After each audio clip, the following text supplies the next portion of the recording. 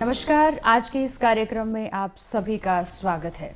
दोस्तों, बीमारी और हॉस्पिटल का जिक्र होते ही हमारे दिमाग में सबसे पहले जो तस्वीर आती है वो अक्सर हॉस्पिटल में बिस्तर पर बैठे मरीज की होती है। लेकिन क्या आपने कभी एक डिप्रेशन के मरीज की कल्पना की है? शायद नहीं।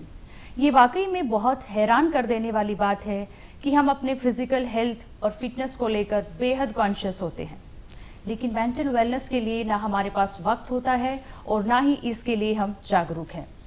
स्टिग्मा के चलते आज भी बहुत सारे ऐसे लोग हैं जो मानसिक रूप से अस्वस्थ होने के बावजूद स्वस्थ होने का दिखावा करते हैं। आखिर क्यों हम मानसिक परेशानियों को इग्नोर करने की कोशिश में लगे रहते हैं? इसी तरह के बहुत से सवालों का जवाब लेकर आए हैं डॉक्टर राजीव गुप्ता जी, जो कि फिलहाल हमारे साथ मौजूद हैं। सर, हमारे इस कार्यक्रम में आपका बहुत स्वागत है। मैं डॉक्टर राजीव जी के बारे में बताना चाहूँगी कि वो IASP के पास्ट प्रेसिडेंट रह चुके हैं और अभी हाल में वो इंस्टीट्यूट ऑफ मेंटल हेल्थ की सीनियर प्रोफेसर होने के साथ साथ डायरेक्टर कम CEO भी हैं।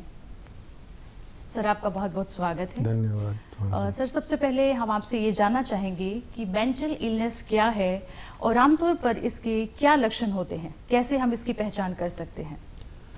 बहुत इम्पोर्टेंट आपने सवाल किया है। सबसे पहले बिफोर हम मेंटल इलनेस की तरफ जाएं, मैं आपको बताना चाहूँगा कि हेल्थ की क्या डेफिनेशन है जी। और बहुत WHO ने जब हेल्थ की डेफिनेशन की तो उस वक़्त ऐसा था कि it's not only absence of disease and infirmity जी। But it's a complete physical, mental, social well-being and added another dimension of spiritual well-being. लेकिन अभी इतने साल बाद भी इस डेफिनेशन को हम माने तो अभी भी हम जो डिजीज़ कॉन्शियस ही हैं, हम अभी भी बात करते हैं जब हम डिजीज़ और एब्सेंस ऑफ डिजीज़ को हम मानते हैं कि हम हेल्दी हैं। तो ये एक जो अब हम मेंटल जब इलनेस की बात करें तो बहुत सारी परिभाषाएं दिमाग में आती हैं, लेकिन जो मेंटल हेल्थ केयर एक्ट जो 2017 में पास हुआ है उसमें मेंटल इलनेस को बहुत अच्छी तरह से और बड़ी कॉम्प्रिहेंसिवली डिफ़ाइन करने की कोशिश की गई है। तो जैसा आप को एक मेंटल हेल्थ का एक कंसेप्ट वो है कि आज जब आदमी में 3 इम्पॉर्टेंट चीज़ें हैं, जैसे कि उसका सोचना और इमोशनल कंपोनेंट और बिहेवियरल कंपोनेंट और उसके साथ साथ कॉग्निटिव, जैसे कि उसकी मेमोरी क्या है और उसका ओरिएंटेशन, जजमेंट कैसी है। तो ये एक नॉर्मल आदमी की मेंटल हेल्थ को दर्शाता है। जब आदमी सोचता ठीक है, वो इमोशनली ठीक रिएक्ट करता है और उसका बिहेवियर अप्रोप्रिएट होता है, वो कोप अप कर सकता है। और तो ये सारे कंपोनेंट जब इधर उधर हो जाएं तो उसको हम मेंटल इलनेस कहते हैं। तो मेंटल इलनेस बेसिकली जब आदमी की जो कॉग्निटिव यानी सोचने की अवस्था में तब्दीली आ जाए, या उसके इमोशनल रिएक्शंस प्रॉपर ना हो, या उसकी जजमेंट में प्रॉब्लम आ जाए, मेमोरी में प्रॉब्लम आ जाए, और उसके कारण वो क्या कहते हैं, एक उसका जो कांटेक्ट है, रियलिटी कांटेक्ट जो वो मेंटेन ना कर सके, और उसका बिहेवियर और जो उसकी कोपिंग एबिलिटीज़ हैं एक नॉर्मल प्रोडक्टिव लाइफ जीने की या अडेप्टिव लाइफ जीने की, वो ना कर सके। तो ये ब्रॉडर चीज़ें हैं जो कि मेंटल हेल्थ को डिफ़ाइन करती है, मेंटल इलनेस को डिफ़ाइन करती है। तो इसी तरह से, लेकिन मेंटल इलनेस का मैं ये कहूँगा बहुत क्लियर कट ये इम्पॉर्टेंट है कि ये कोई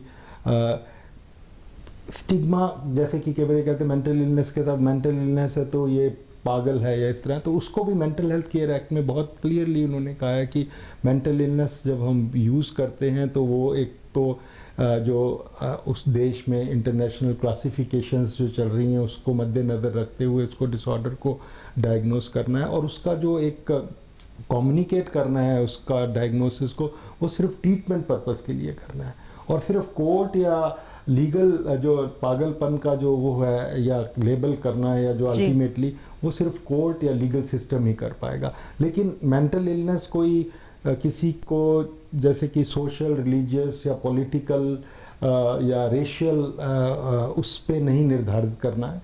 और दूसरा, नॉन कन्फर्मिटी भी मेंटल इलनेस नहीं है। कि नॉन कन्फर्मिटी का मतलब है कि जैसे आप एक रिलीजन, कल्चरल, सोशल बैकग्राउंड में कोई चीज़ नहीं मानते हैं और वो आदमी वो करना चाहता है, तो वो आप उसको डेविएंस मान के कहें कि ये तो मेंटली इल है, इसलिए कंफर्म नहीं कर रहा सोसाइटी जी को। बिल्कुल। और सिमिलरली ये भी है कि कोई आदमी यदि किसी बीमारी, मानसिक बीमारी के कारण पहले वो मानसिक सेवाएं ले चुका है या अस्पताल में दाखिल हो चुका है, तो उसके बेसिस पर भी हम उसको बाद में यदि वो अभी आ रहा है तो उसको ये नहीं कहेंगे कि ये मेंटल इलनेस है। तो बहुत एक उसका क्योंकि गलत तरह से मेंटल इलनेस को यूज़ किया जाता है, जिसके कारण स्टिग्मा आपने देखा भी होगा कि बहुत बार बहुत पॉलिटिकल या किसी सोशल लेवल पर हम कह देते हैं तो पागल है, यदि कोई किसी ने बात कर दी तो उसके कारण भी एक बहुत स्टिग्मा आता है। तो इसलिए मेंटल हेल्थ केयर एक्ट ने ये भी बताया है कि मेंटल इलनेस को कैसे डिफाइन करना है, और ये भी बताया कि क्या चीज़ें मेंटल इलनेस नहीं है। तो ये बहुत इंपॉर्टेंट आपने शुरुआत की डेफिनेशन से, तो बहुत इंपॉर्टेंट आपने ये मुद्दा उठाया डेफिनेशन का। जी सर, इस बीमारी के जो मेजर जो कॉजेटिव फैक्टर्स हैं वो क्या है? ये जो बीमारी है ये किन कारणों से होती है? देखिए, जब भी कोई इस तरह से कोई मेंटल इलनेस से पेशेंट आता है तो हमको ये देखना है कि ये इसका ब्रेकडाउन का इस वक्त क्या कारण हुआ है। तो उसके लिए बहुत सारे चीज़ें आपको देखनी है। हमने सिर्फ 3 इम्पॉर्टेंट मुद्दे मैं आपको बताऊंगा जो कि कारण होते हैं, जिसको हम बायोसाइकोसोशल मॉडल के हिसाब से यदि कारणों का व्याख्यान मैं कर सकूं। तो सबसे पहले तो ये है कि वो इसका जो एनवायरमेंटल फैक्टर कोई इमीडिएट स्ट्रेसर तो नहीं है। और स्ट्रेसर आप जानते हैं कितने तरह के स्ट्रेसरों से हम जुड़ रहे हैं। ऑक्यूपेशनल स्ट्रेस है, घर में कोई झगड़ा हो गया है, किसी का कोई जॉब नहीं मिल रही है, किसी की डेथ बेरीवमेंट है, तो और तरह से जैसे अभी कोविड से जूझे हैं लोग, तो कोविड के कारण कितना प्रकोप रहा है। तो ये सारे स्ट्रेसर हैं जो कि एनवायरमेंटल स्ट्रेसर और इमीडिएट स्ट्रेसर हैं, जिसके कारण आदमी ब्रेक डाउन हो सकता है। दूसरा जो आ जाता है वो है कि जो बायोलॉजिकल में जैसे जेनेटिक हम कहते हैं कि आनुवंशिक तो नहीं है, बट लोगों के सवाल आता है। तो आनुवंशिक कारणों को देखने के लिए ऐसा ज़रूरी नहीं है कि जिसके घर में मेंटल इलनेस हो उसके बच्चों को भी मेंटल इलनेस हो, और ये पूरी एक डायरेक्ट जेनेटिक ट्रांसमिशन हो, ऐसा नहीं है। और दूसरा ये भी है कि ऐसा जेनेटिक प्रभाव है, ऐसा भी हमारी जो स्टडीज़ हैं उसमें ये है कि जो बायोलॉजिकल या हेरिटेबिलिटी जिसको कहते हैं कि आनुवंशिक जो ट्रांसमिशन है वो भी उसमें प्रभाव करती है। तीसरा है कि सोशल फैक्टर्स बड़े इंपॉर्टेंट है, साइकोलॉजिकल फैक्टर्स इंपॉर्टेंट है कि कैसे बच्चा जब सोसाइटी में जब पैदा होता है तो वो अपने घर के वातावरण से उसको क्या प्रभाव पड़ा है, सोशल एनवायरनमेंट से कैसे पड़ा है। तो बेसिकली ये मल्टीफैक्टोरियल है। हम सिर्फ से लीनियर रिलेशनशिप नहीं कह सकते कि ये काज इफेक्ट रिलेशनशिप रहेगा, क्योंकि बहुत सारे कारण हैं जिसके कारण मानसिक बीमारी से आदमी टूटता है या मानसिक बीमारी होती है। बिल्कुल बिल्कुल। तो ये इम्पॉर्टेंट है कि एक सिंगल कारण नहीं है। बायोलॉजिकल वल्नरेबिलिटी इसमें रहती है कि जो कि बायोलॉजिकल जो कि जीन्स या हमारी जो जेनेटिक मेकअप से वल्नरेबिलिटी रहती है, लेकिन जो एनवायरनमेंट और जो साइकोलॉजिकल जो प्रभाव है या जो सोशल उसकी जो अपब्रिंगिंग हुई है या जो social factors time to time change होके उसके प्रभाव डाल रहे हैं, उसके कारण जो है वो मेंटल इलनेस का अल्टीमेटली जो जिस शेप में वो बाहर आती है उसका देखने को। मेंटल इलनेस कई तरह की होती है, ये कई तरह की बीमारियां होती है, तो इनकी बहुत सारी कैटेगरीज होती हैं। तो आप बताएं कि जो भारत में है, भारत में वो कौन सी कैटेगरी है सबसे ज़्यादा प्रेवलेंट है फिलहाल?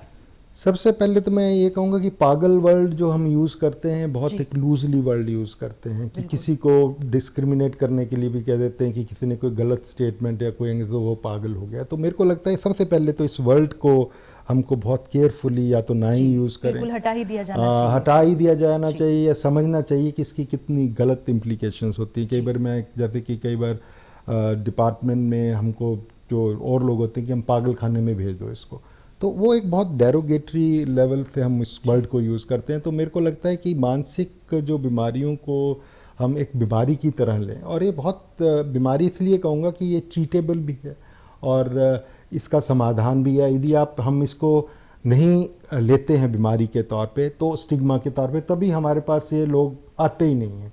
और जो अर्ली इंटरवेंशन की ज़रूरत होती है वो नहीं होती। वो बहुत सारे लोग जो हैं बहुत जब बीमारी बिगड़ जाती है या उसकी आप कल्पना नहीं कर सकते कि कितनी बिगड़ जाती है, तो उस वक़्त आते हैं जो स्टिग्मा के कारण आता है।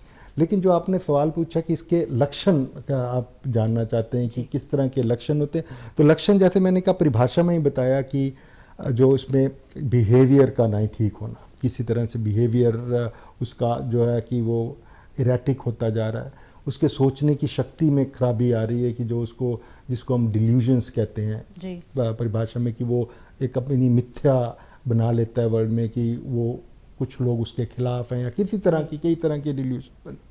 परसेप्चुअल एबनॉर्मेलिटीज़ आ जाती हैं जिसमें हेल्यूसिनेशंस कहते हैं, उसको आवाज़ें सुनाई देती हैं, दिखाई देती हैं, डरा डरा रहने लग पड़ता है वो आदमी। सिमिलरली और बीमारियां जिसमें कि मेमोरी डिस्टर्बेंसेस, जिसमें जैसे डिमेंशिया की बीमारियां होती हैं, उसमें मेमोरी और उसके कारण वो आदमी अपना देख रेख नहीं कर सकता, या और उसके अलावा भी बड़ी चीज़ें हैं जो कि इसको बीमारी के लक्षणों को लाती हैं, जैसे कि इमोशनल कंपोनेंट जिसके बारे में आप जिक्र कर रहे थे कि डिप्रेशन, एंग्जाइटी, फोबिया। तो ये सारे जो एंग्जाइटी डिप्रेशन है ये बहुत ही कॉमन है, जिसको आपने कहा कि भारत में किस तरह से आंकड़े हैं इनके, तो विश्व भर के आंकड़ों में भारत कोई डिफरेंट नहीं है। जिस तरह की प्रेवलेंस बाकी देशों में है उसी तरह के प्रेवलेंस हमारे देश में भी है। लेकिन जो बहुत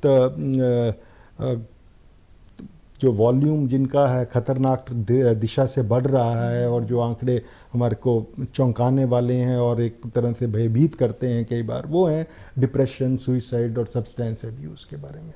तो डिप्रेशन बहुत तेज़ी से बढ़ रहा है क्योंकि सोसाइटी की तब्दीलियाँ इतनी ज़्यादा हो रही हैं। अभी कोविड में देखा आपने, और किस तरह से फैमिलीज़ का स्ट्रक्चर चेंज हो रहा है, हमारे आपस में कनेक्टिविटी ख़त्म हो रही है एक दूसरे के साथ, जिसके कारण जो है ये डिप्रेशन काफ़ी ज़्यादा सामने आ रहा है और बहुत चिंताजनक का विषय है। सुइसाइड एक अलग चीज़ है जो आप देख रहे होंगे, बच्चों से लेके हर एक एज ग्रुप में हम सुइसाइड को देख रहे हैं, काफ़ी losing a very precious life, जो मेरे को लगता है कि सुइसाइड के ज़रिए होता है। और सब्सटेंस अब्यूज़, अल्कोहल, ये एक बहुत मुद्दा है जो कि आप देख रहे हो कि किस तरह से ये प्रभाव पर डाल रहा है, स्पेशली जो यंगर जनरेशन में, जिसके कारण बहुत डर लगता है कि जो ये नए जनरेशन जब निकलेगी तो किस तरह का आप सपोर्ट करेंगी। जी बिल्कुल सर, कहीं ना कहीं जो सैडनेस और डिप्रेशन जैसा कि आपने बताया, इनको लेकर कहीं ना कहीं एक बड़ा कॉमन सा मिसकॉन्सेप्शन है कि, तो आप बताएं कि इन दोनों के बीच में क्या डिफरेंस है, और देखा जाए तो क्लिनिकल डिप्रेशन भी होता है, तो ये किन वजहों से होता है, किन कारणों से होता है, इस बारे में थोड़ा बताएं। देखिए, नॉर्मली जब हम इमोशंस को लेते हैं तो हम नॉर्मल मानते हैं कि उदासी का होना नॉर्मल है। जब कोई इवेंट हो जाए आप खुश होते हैं, खुशी का होना भी अच्छा है, और कुछ